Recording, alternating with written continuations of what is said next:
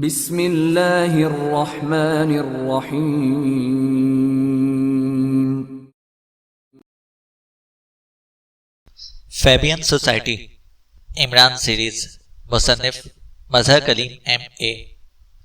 ये एक राहदारी थी जिसका इख्तिताम एक कमरे के दरवाजे पर हो रहा था। दरवाजा खुला हुआ था। इमरान दरवाजे के करीब एक लम्हे के लिए रुका, लेकिन दूसरी तरफ सकूत तारी था, इसलिए इमरान तेजी से अंदर दाखिल हो गया। कमरा खाली था, जिसके सामने वाली दीवार में एक दरवाजा था, जिसके बाहर एक और राहदारी नजर आ रही थी। इमरान तेजी से इस दरवाजे की तरफ बढ़ा। इसी लम्हे इसके कान में ऑस्कर की आवाज पड़ी, लेकिन आवाज हल्की थी और दाएं तरफ से आ रही थी। इमरान ने अपना सर बाहर निकालकर देखा तो दाएं हाथ पर एक कमरे के खुले दरवाजे से ऑस्कर की आवाज सुनाई दे रही थी। इमरान राहदारी में दाखिल हुआ और दीवार के साथ लगकर इस दरवाजे की तरफ खिसकता चला गया। ऑस्कर शायद ब्लैक से बातें कर रहा था, क्योंकि उसे ब्लैक की आवाज भी सुनाई दे रही थी। इमरान दरवाजे के करीब जाकर रुक गया। लॉर्ड साहब का लहजा बता रहे ब्लैक कि उन्होंने तुम्हारी तजवीज को पसंद नहीं किया। मैं तवील अरसे से उनके साथ हूं, इसलिए मुझे उनके लहजे से ही मालूम हो जाता है, ऑस्कर ने कहा। लॉर्ड साहब को तुम ही समझाओ ऑस्कर, ये इमरान इंसान नहीं है, मैं उसे अच्छी तरह जानता हूं, इसलिए अगर इससे इस तरह निजात मिल सकती है तो ये बहरहाल हमारे लिए फायदेमंद रहेगी, ब्लैक ने जवाब देते हुए कहा। आखिरी फैसला तो बहरहाल लॉर्ड साहब ही कर सकते हैं, लेकिन इमरान और इसके साथी तो लॉर्ड्स में जकड़े हुए हैं और अंदर रिचर्ड भी मौजूद है, और रिचर्ड इंतहाई मोहतात और तेज आदमी है। फिर ये इमरान और इसके साथी कैसे हमारे लिए खतरा बन सकते हैं, ऑस्कर ने कहा।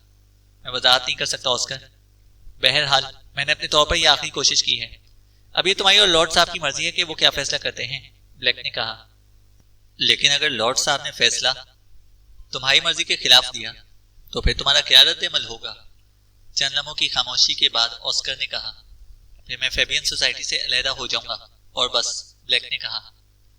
ओह, तुम्हें मालूम है कि इसका क्या नतीजा निकलेगा, ऑस्कर के लहजे में गुस्सा था। मुझे मालूम है, लेकिन ये बता दूं कि मेरी सरकारी हैसियत भी है, ब्लैक ने जवाब दिया। ठीक है, लॉर्ड साहब आ जाएं, फिर देखेंगे कि वो क्या फैसला करते हैं, ऑस्कर की आवाज सुनाई दी। इसी लम्हे फोन की घंटी बजने की आवाज सुनाई दी और फिर रिसीवर उठा लिया गया। ऑस्कर बोल रहा हूं, ऑस्कर की आवाज सुनाई दी।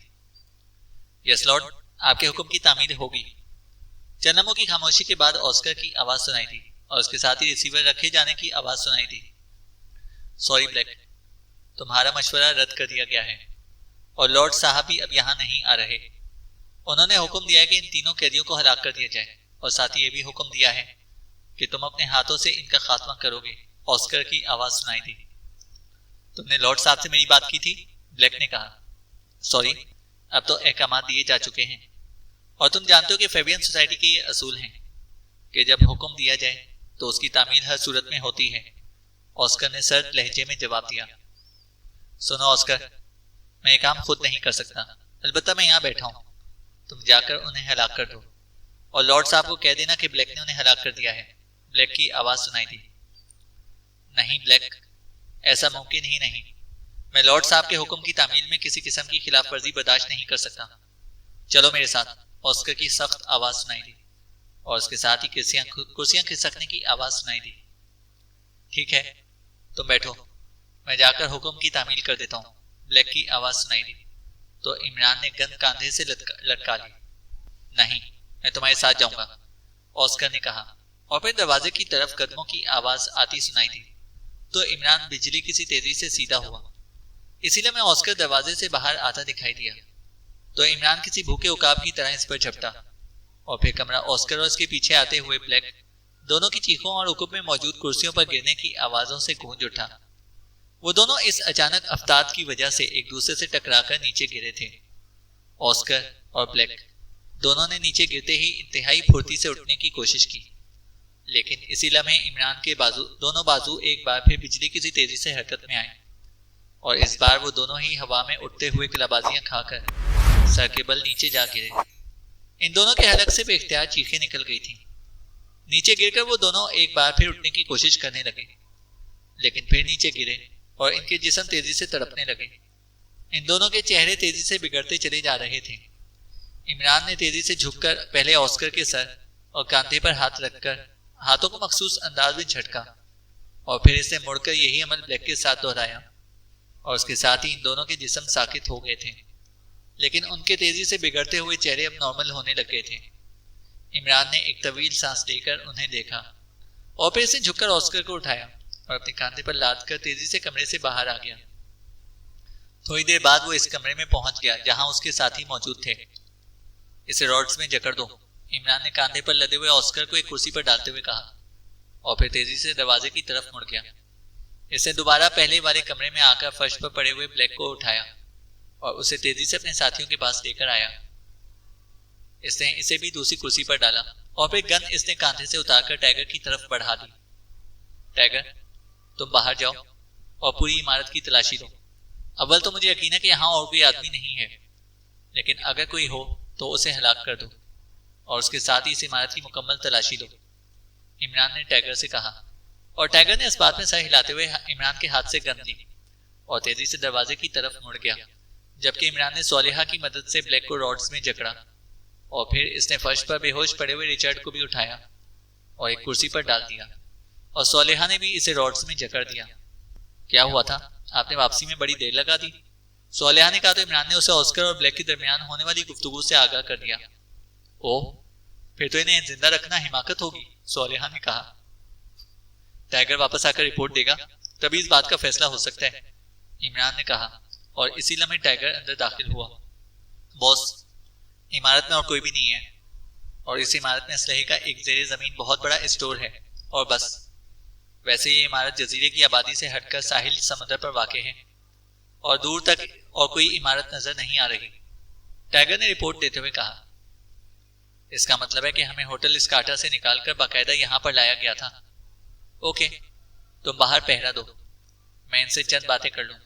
अरे हाँ, फोन पीस उठाकर यहाँ ले आओ और यहाँ इसका प्लग सॉकेट में लगा दो, इमरान ने कहा तो टाइगर सर हिलाता हुआ वापस मुड़ गया। इमरान ने उठकर पहले ब्लैक का नाक और मुंह दोनों हाथों से बंद किया। चंद लम्हों बाद ब्लैक के जिस्म में हरकत के तासुरात नमूदार होने लगे तो इमरान ने हाथ हटाए और वापस आकर कुर्सी पर बैठ गया, जबकि सोलेहा वैसे ही कुर्सी पर बैठी रही थी। चंद लम्हों बाद ब्लैक ने हल्की सी आवाज में कर्राते हुए आंखें खोल दी और इसके साथ ही इसने लाशौरी तौर पर उठने की कोशिश की, लेकिन जाहिर है कि रॉड्स में जकड़े होने की वजह से वो सिर्फ कसमसाकर ही रह गया। ओह, तो मेरा खदशा दुरुस्त साबित हुआ, तुमने इन कुर्सियों से रिहाई हासिल कर ली, ब्लैक ने पूरी तरह होश में आते ही कहा और इसके साथ ही उसने इधर उधर देखा और फिर अपने साथ ऑस्कर और रिचर्ड को भी कुर्सियों में जकड़े देखकर उसके मुंह से बेख्तियार एक तवील सांस निकल गया। मैंने तुम्हें इसलिए पहले होश दिलाया है ब्लैक कि तुम अब अपने वादे के बारे में क्या कहते हो, इमरान ने बड़े ठंडे से लहजे में कहा। सॉरी इमरान, मैं नाकाम रहा हूं, ब्लैक ने कहा तो इमरान बेख्तियार मुस्कुरा दिया। क्यों, इमरान ने जानबूझकर पूछा। वो दरअसल ब्लैक पर यह जाहिर नहीं करना चाहता था कि उसने ऑस्कर और इसके दरमियान होने वाली बातचीत सुन ली है। लॉर्ड लॉक्सन नहीं माना, उसके हुक्म की हर सूरत में तामील की जाती है, ब्लैक ने कहा। तो फिर अब तुम बताओ कि मैं तुम्हारे साथ क्या सलूक करूं, इमरान ने सर्द लहजे में कहा। जो तुम्हारे जी में आए। मैंने बहरहाल अपनी तरफ से पूरी कोशिश की थी कि फेबियन सोसाइटी भी बच जाए और मैं और ऑस्कर भी, लेकिन इन लोगों को ये मालूम ही नहीं है कि इनका वास्ता किससे पड़ चुका है, ब्लैक ने जवाब दिया। अगर मैं तुम्हें रिहा कर दूं तो तुम्हारा क्या रद्द-ए-अमल होगा, इमरान ने कहा। मैंने ऑस्कर को कहा था कि अगर मेरी बात ना मानी गई तो मैं फेबियन सोसाइटी छोड़ दूंगा, लेकिन मुझे मालूम है कि फेबियन सोसाइटी दरअसल मजहबी सोसाइटी है, इसलिए यहाँ फेबियन सोसाइटी से अलहदगी का मतलब यकीनी मौत होता है। लेकिन मुझे ये भी मालूम है कि मेरी सरकारी हैसियत है और फेबियन सोसाइटी कम अज कम हुकूमत ग्रेटलैंड से दोबारा टकराने की हिम्मत नहीं करेगी, ब्लैक ने कहा। लेकिन तुम्हें अब कम अज कम ये तो मालूम हो गया होगा कि फेबियन सोसाइटी अब पहले वाली सोसाइटी नहीं रही, अब ये इसराइली हुकूमत के ताबे हो गई है और अब इसका टारगेट ग्रेटलैंड का शाही निजाम नहीं बल्कि मुस्लिम ममालिक और खास तौर पर पाकिस्तान बनेगा, इमरान ने कहा। हाँ, अब मुझे मालूम हो गया है। वैसे इस वक्त मेरा ख्याल था कि मैं इन्हें कायल कर लूंगा, लेकिन लॉर्ड ने जिस तरह तुम्हारी मौत का हुक्म दिया है इससे मुझे यकीन हो गया कि ये लोग अपनी मौत पर दस्तखत कर चुके हैं, ब्लैक ने कहा। मैंने तुम्हारे और ऑस्कर दोनों के दरमियान होने वाली बातें सुन ली हैं। लॉर्ड ने तुम्हें हुक्म दिया था कि तुम हम तीनों को अपने हाथों से हलाक कर दो और तुम तैयार हो गए थे, इमरान ने मुस्कुराते हुए कहा। मुझे 100% यकीन था कि रिचर्ड तुम्हें संभालने में कामयाब नहीं हो सकेगा, इसलिए सूरत हाल वो नहीं होगी जो पहले थी। बाकी तुम जो चाहो सोच लो और जो चाहो अमल कर सकते हो। ब्लैक ने एक तवील सांस लेते हुए कहा। तुम मुझे फेबियन सोसाइटी के हेडक्वार्टर और उसके बारे में पूरी तफसील बता दो। मैं तुम्हें खामोशी से यहां से रवाना कर दूंगा, इमरान ने कहा। सॉरी इमरान, तुम मुझे अच्छी तरह जानते हो, मैं अलहदा तो हो सकता हूं लेकिन गद्दारी नहीं कर सकता। तुम मुझे बेशक गोली मार दो, लेकिन मैं तुम्हें इस बारे में कुछ भी नहीं बता सकता। और दूसरी बात यह कि अगर तुम मुझ पर यकीन करो तो फिर असल बात यह है कि फेबियन सोसाइटी के बारे में शायद पूरी तफसील ना ही लॉर्ड को मालूम होगी और ना ही ऑस्कर को। लॉर्ड इस सोसाइटी का चेयरमैन जरूर है और ऑस्कर इसके हेडक्वार्टर का इंचार्ज, लेकिन फेबियन सोसाइटी का असल मरकज कहाँ है और कौन लोग इसके लिए क्या क्या काम करते हैं, इसका इल्म शायद इन दोनों को भी नहीं होगा, ब्लैक ने कहा। यह कैसे हो सकता है ब्लैक? अगर ऐसा होता तो लॉर्ड और ऑस्कर की बात ना मानी जाती। इन दोनों ही के लिए फेबियन सोसाइटी ने अपने मकासद तब्दील किए हैं, इमरान ने कहा। हाँ, तुम्हारी बात दुरुस्त है। असल में फेबियन सोसाइटी सिर्फ हुक्म की तामील करती है और बस। लेकिन सोसाइटी क्या है और कहाँ है, इसका इल्म अगर ऑस्कर और लॉर्ड को होता तो ग्रेटलैंड की स्पेशल एजेंसी इसका सुराग लगा लेती। तुम तो स्पेशल एजेंसी के चीफ हैरिस को जाती तौर पर जानते हो। उसने आज तक लाख टकरे मारी लेकिन वो असल आदमियों तक का नहीं पहुंच सका, ब्लैक ने कहा। तो फिर ऑस्कर और लॉर्ड क्या करते हैं, इमरान ने कहा। लॉर्ड पॉलिसी बनाता है जबकि ऑस्कर इस पॉलिसी के तहत अहकामात जारी करता है और फिर इसकी तामील होती है। लेकिन कहाँ और किस अंदाज में, शायद इसका इल्म लॉर्ड और ऑस्कर दोनों को नहीं होगा, ब्लैक ने कहा। ऑस्कर किसे हुक्म देता है, इमरान ने कहा। लेकिन इसी लम्हे पास पड़े हुए फोन की घंटी बज उठी। टाइगर ने फोन पीस ना सिर्फ इमरान के करीब मेज पर रख दिया बल्कि इसने इसका प्लग भी सॉकेट में लगा दिया। उम्मीद है कि तुम खामोश रहोगे। इमरान ने ब्लैक की तरफ देखा और ब्लैक ने इस बात में सर हिला दिया। इमरान ने रिसीवर उठा लिया। यस, इमरान ने ऑस्कर की आवाज और लहजे में कहा। इन पाकिस्तानी एजेंटों का क्या हुआ? दूसरी तरफ से एक सर्द आवाज सुनाई दी। उन्हें आपके हुक्म के मुताबिक ब्लैक ने गोलियों से उड़ा दिया है, इमरान ने जवाब दिया। तो फिर तुमने रिपोर्ट क्यों नहीं दी और तुम अभी तक वहां क्यों मौजूद हो? दूसरी तरफ से इंतहाई सर्द लहजे में कहा गया।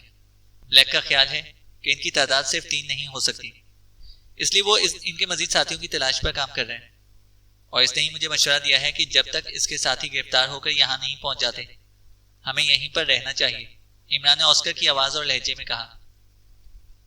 उसे ये काम करने दो, लेकिन अब जबकि वो अहम आदमी इमरान खत्म हो गया तो अब हम अपने असल मकसद को हासिल करना है।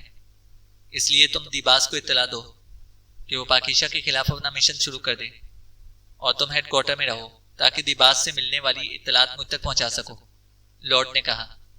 यस लॉर्ड, इमरान ने जवाब दिया और दूसरी तरफ से राब्ता खत्म हो गया तो इमरान ने रिसीवर रख दिया। ये दिबास कौन है? इमरान ने ब्लैक से मुखातिब होकर पूछा। मैं सिर्फ इतना जानता हूं कि दिबास फेबियन सोसाइटी की वो अमली कुव्वत है जो किसी खुफिया मिशन पर काम करती है, ब्लैक ने कहा। तो इमरान ने बेख्तियार एक तवील सांस लिया और फिर उठकर वो ऑस्कर की तरफ बढ़ा, लेकिन दूसरे लम्हे इसका बाजू बिजली की सी तेजी से घुमा और ब्लैक की कनपटी पर इसकी मुड़ी हुई उंगली का हुक पूरी कुव्वत से पड़ा तो ब्लैक के हलक से बेख्तियार एक चीख निकल गई। इमरान का बाजू दूसरी बार घुमा और दूसरी जर्ब के बाद ब्लैक की गर्दन ढलक गई तो इमरान ने ऑस्कर का नाक और मुंह दोनों हाथों से बंद कर दिया। चंद लम्हों बाद ऑस्कर के जिस्म में हरकत के तासुरात नमूदार होने लगे तो इसने हाथ हटाए और वापस मुड़कर दोबारा कुर्सी पर आकर बैठ गया। चंद लम्हों बाद ऑस्कर ने कराते हुए आंखें खोल दी। उसने भी लाशौरी तौर पर उठने की कोशिश की, लेकिन रॉड्स में जकड़ा होने की वजह से वो भी सिर्फ कसमसाकर ही रह गया। ये सब ओह, क्या मतलब? ये कैसे मुमकिन है? तुम कैसे रिहा हो गए? ऑस्कर ने पूरी तरह होश में आते ही पहले दर्द देखा और फिर सामने बैठे हुए इमरान और सालेहा को देखकर इसने इंतहाई हैरत भरे लहजे में कहा, तुम्हारा क्या ख्याल था कि तुम हमें इस तरह रॉड्स में जकड़कर गोलियों से उड़ा दोगे? तुम हमें नहीं जानते, लेकिन ब्लैक जानता था, इसलिए उसे मालूम था कि रॉड्स हमें बेबस नहीं कर सकते और ना ही तुम्हारा रिचर्ड, इमरान ने मुस्कुराते हुए कहा। लेकिन ये कैसे मुमकिन है? ये तो मुमकिन ही नहीं है। रॉड्स को खोलने और बंद करने के बटन तो सामने स्विच बोर्ड पर हैं और वहां तक तो तुम्हारे हाथ वैसे ही नहीं जा सकते। नहीं, ये सब मुमकिन ही नहीं है, ऑस्कर ने जवाब दिया। इसका लहजा बता रहा था कि इसे किसी सूरत भी इस बात पर यकीन ना आ रहा था कि इमरान और इसके साथी रॉड से आजाद भी हो सकते हैं।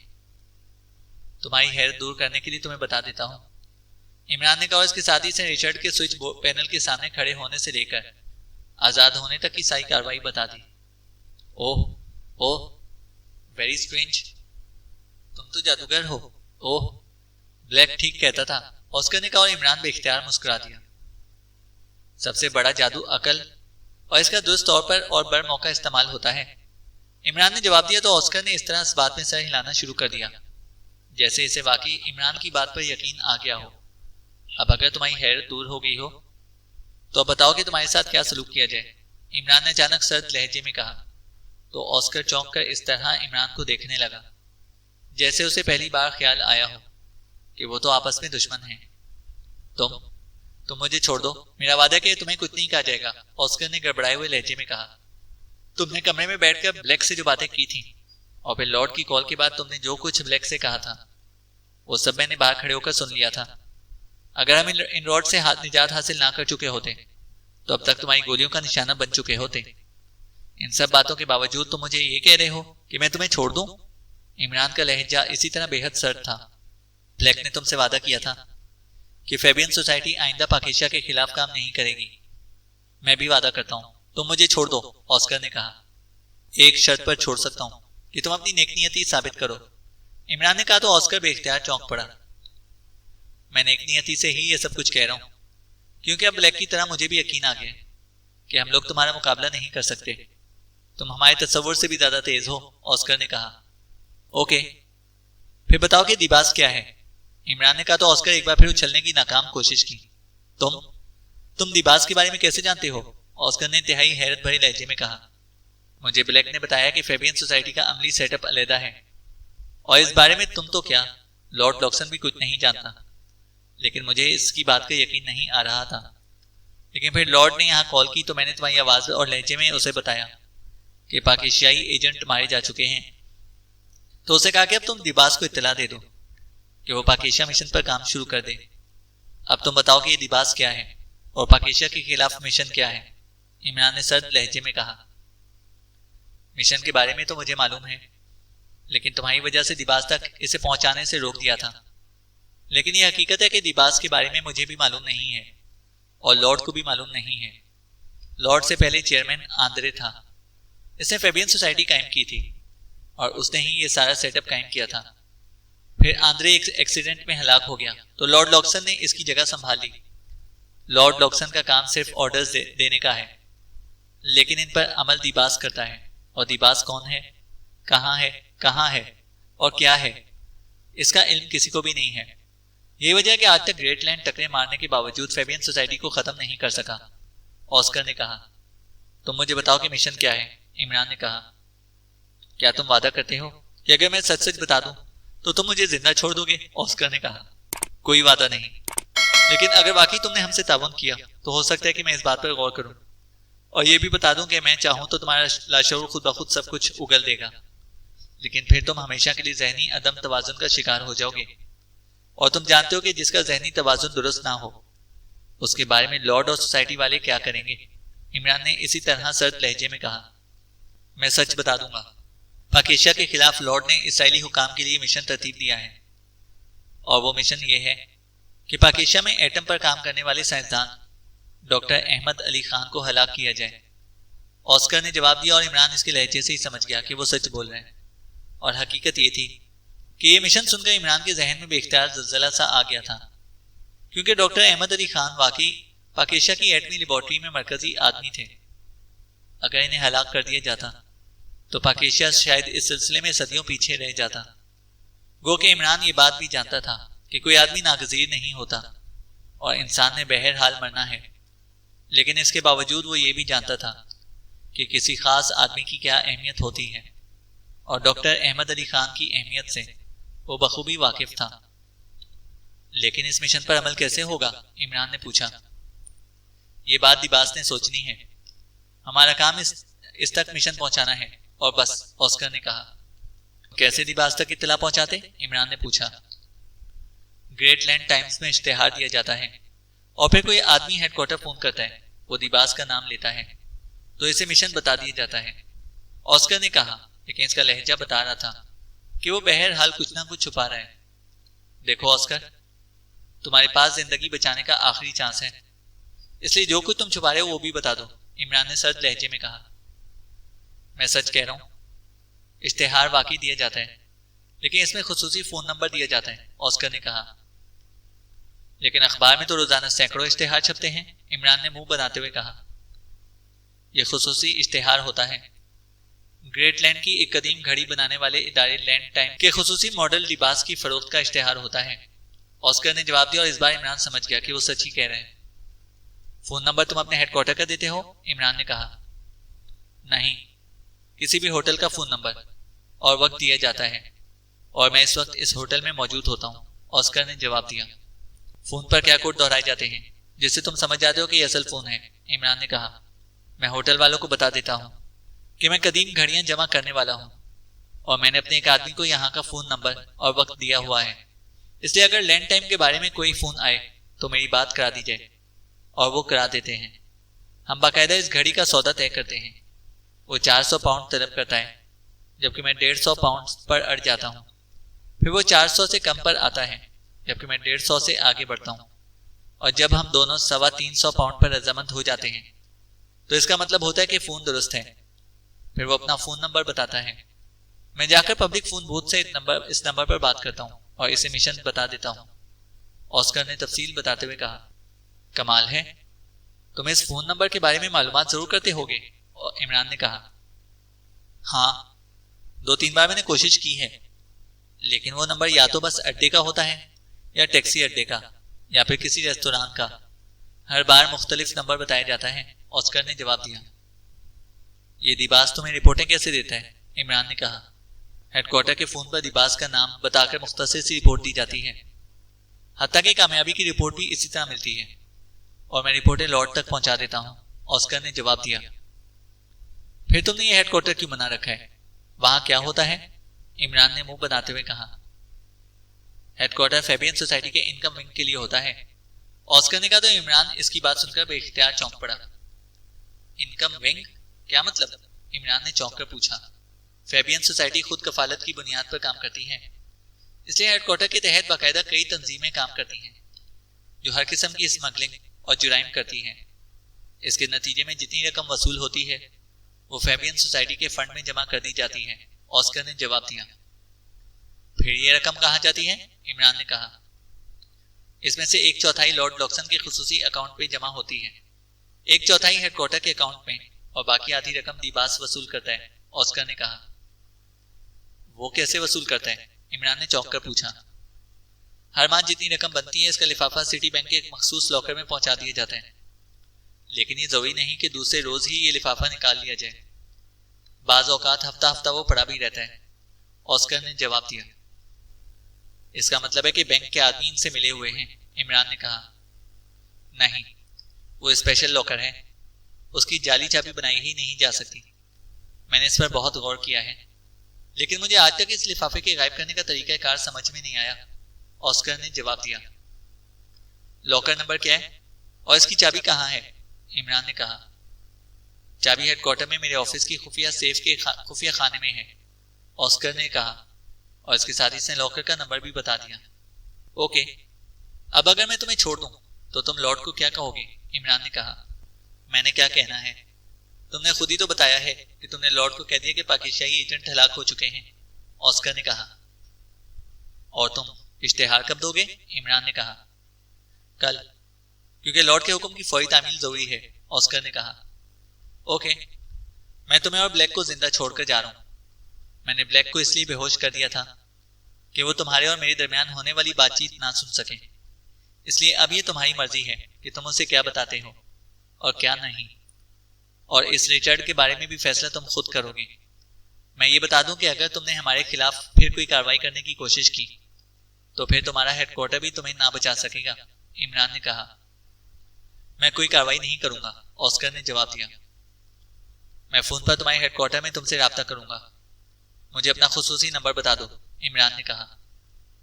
नहीं, वहां आने वाली हर कॉल टेप होती है, इसलिए तुम वहां फोन ना करो। अलबत्ता मैं तुम्हें अपनी रिहाइशगाह का नंबर बता देता हूँ, वहां तुम फोन कर सकते हो। ऑस्कर ने जवाब दिया और उसके साथ ही फोन नंबर भी बता दिए। ओके, अब मेरी बात गौर से सुन लो। अगर तुमने या ब्लैक ने हमारे खिलाफ कोई इकदाम किया तो फिर मैं यही समझूंगा कि तुमने अब तक जो कुछ मुझे बताया है वो गलत है, और फिर चाहे तुम और ब्लैक पाताल में क्यों ना घुस जाओ, मैं तुम्हें ढूंढ निकालूंगा, और इसके बाद जाहिर है कि फिर कोई रियायत नहीं होगी। इमरान ने इंतहाई सर्द लहजे में कहा। और फिर इससे पहले कि ऑस्कर कोई जवाब देता, इमरान का बाजू बिजली की सी तेजी से घुमा और कमरा ऑस्कर के हलक से निकलने वाली चीख से गूंज उठा। अभी इसकी चीख मुकम्मल ना हुई थी कि इमरान का बाजू दोबारा घुमा और इस बार ऑस्कर के हलक से घुटी घुटी सी चीख निकली और इसके साथ ही इसकी गर्दन ढलक गई। तो इमरान पीछे हटा और इसने स्विच बोर्ड पर मौजूद बटन प्रेस करके इन तीनों की कुर्सियों के रॉड्स गायब कर दिए। आप इस ऑस्कर और रिचर्ड को क्यों जिंदा छोड़कर जा रहे हैं, इमरान साहब, सोलेहा ने उठते हुए कहा। रिचर्ड को लामहला ऑस्कर खुद गोली मारेगा, इसलिए हमें इसके खून में हाथ रखने का कोई फायदा नहीं है। और जहां तक ऑस्कर को जिंदा छोड़ने का ताल्लुक है, तो अगर इसे हलाक कर दिया जाता तो लॉर्ड डॉक्सन तक इसकी खबर पहुंच जाती और नतीजा ये कि इसे मालूम हो जाता कि हम हलाक नहीं हुए। अब वो मुतमईन रहेगा कि हम हलाक हो चुके हैं। इमरान ने दरवाजे से बाहर राहदारी में आते हुए कहा। ब्लैक को आपने शायद अपना दोस्त होने की वजह से छोड़ दिया है, सोलेहा ने मुस्कुराते हुए कहा। नहीं, ब्लैक के जिम्मे हमारे साथियों की तलाश थी, इसलिए ब्लैक की जिंदगी का मतलब है कि हमारे साथियों की तलाश जारी है, वरना सोसाइटी इसकी जगह किसी और ग्रुप को सामने ले आती और हमारे लिए मसाइल पैदा हो जाते, इमरान ने जवाब दिया।